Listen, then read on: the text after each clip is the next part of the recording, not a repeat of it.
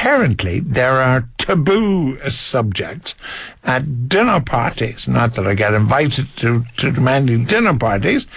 Things like sex life, infidelity. Well, I'm not going to... Well, I do discuss my sex life all the time at dinner parties, but never infidelity. An expert in all these matters, not sex and infidelity, but taboo subjects at dinner party, is my next guest, Derek Davis. Derek, welcome to the programme. Thank you, George. To borrow a line, nobody knows the truffles I've seen.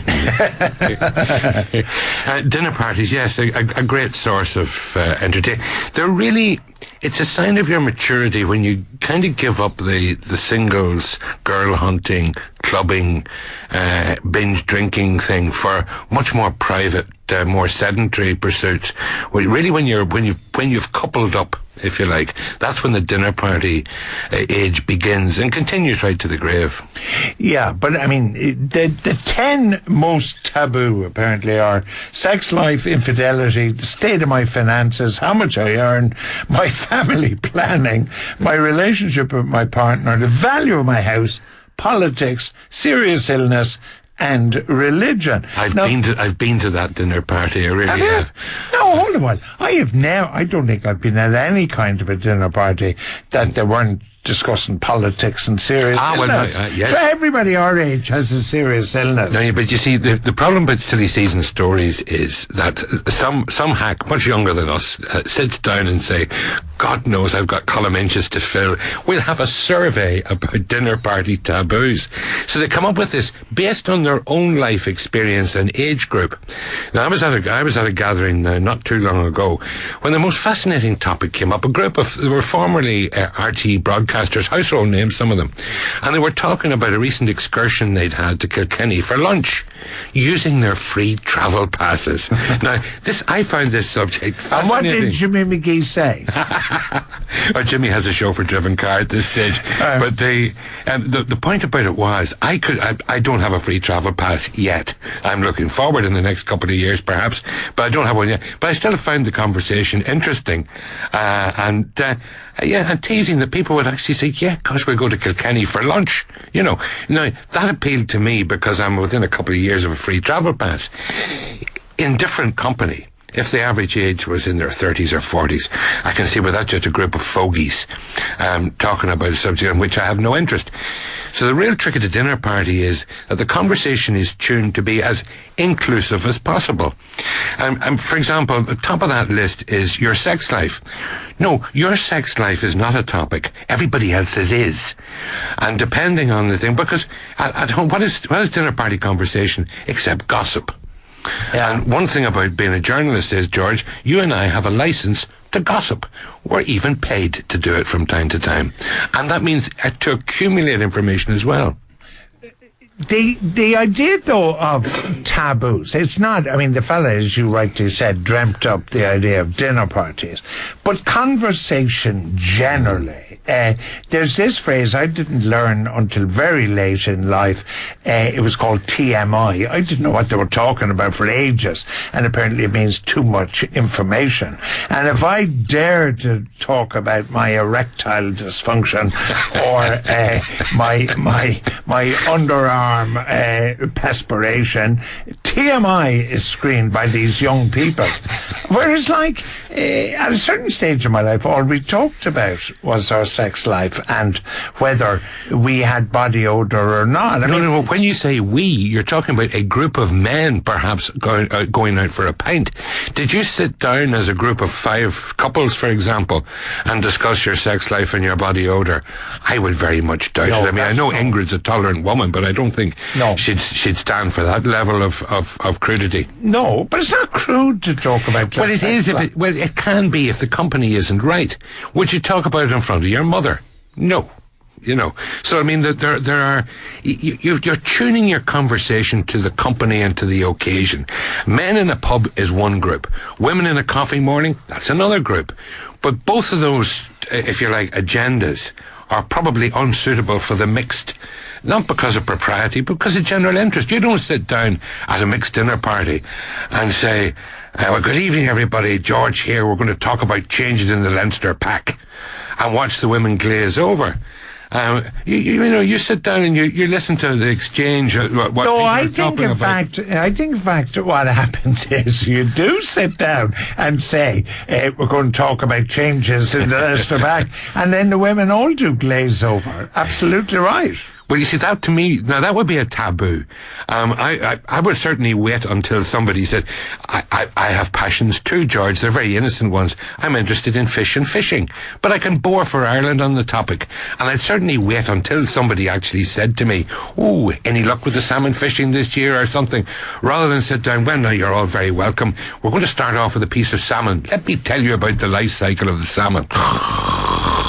Yeah. But what? All right, now, seeing as you're such an expert, and we brought you in by you because you're an expert, you are not going to talk. You basically agree with this hack as you described it. You basically wouldn't talk about sex, infidelity. No, I would, but not mine. I would talk about yours quite happily, because that's gossip. That's juicy. No, but that's stimulating. You wouldn't come to a dinner party at my house and in front of Ingrid start talking about my sex. No, we'd go to a party in McGurk's house and talk about your sex life. All right, okay. Yeah, would you? I don't know if the subject... I think you would, yeah. I think possibly would. I agree. I think you would. I've decided I think you would. Would you talk about the state of your finances?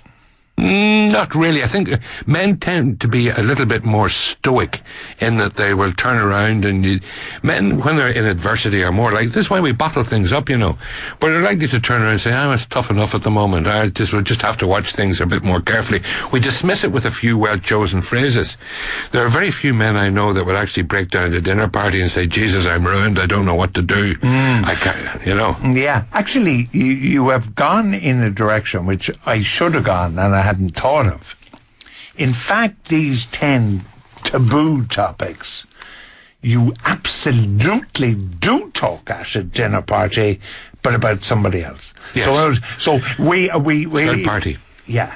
But these are the perfect topics. I've suddenly realised. Yep. And next time, in fact, I don't get invited to dinner parties anymore, but I did get... You bring your list with you? Yeah, well, I have a very old friend who very kindly invited me to dinner. There was only 4 of us, him and his wife, and me and his wife. But as I look at this, most of these 10 subjects were actually discussed, but about other people. Of course.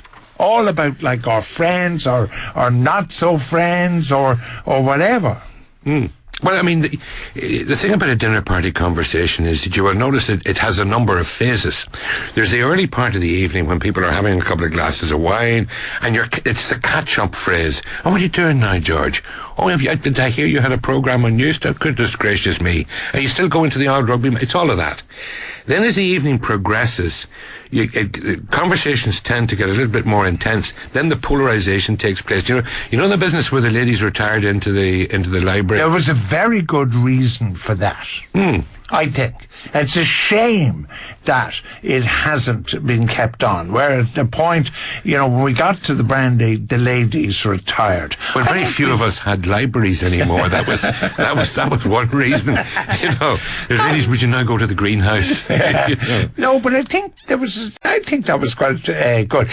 The Irish Rugby Football Union of happy memory were the last body, to my experience, who actually didn't have a mixed dinner. And when Ireland would play Wales, the Irish men would have their dinner in one room with the Welsh men, and then the Welsh women and the Irish women would have their dinner in another room. And I remember, it's not often the IRFU would invite me to dinner, I can tell you, but they did once. As a guest or a course? Famously, Ireland versus Romania, and we walked into the Barclay Court, and when she who must be obeyed discovered there was a mixed dinner, she was last seen at the taxi rank. We managed to drag her back, but there was no way that she would have gone to a segregated dinner of men and women, no more than she would have, between Catholics and Protestants. She didn't believe in segregation. There is a thing of sectional interest, and there's a segregation that takes place naturally when women want to talk about their feelings and their children and catch up with things that men, I suppose, should have an interest in, but really don't. Men find, sport and politics and the antics, particularly if they're former employees of the same company or in the same line of business. you know that there is no more gossipy gig than a dinner party with journalists or retired journalists at it. And that's... I was never asked, so I've no idea what it's like. How about your day will come. Sometime, George, when you're as old as the rest of us, and perhaps you retire, then you'll be at such functions, maybe even hosting them.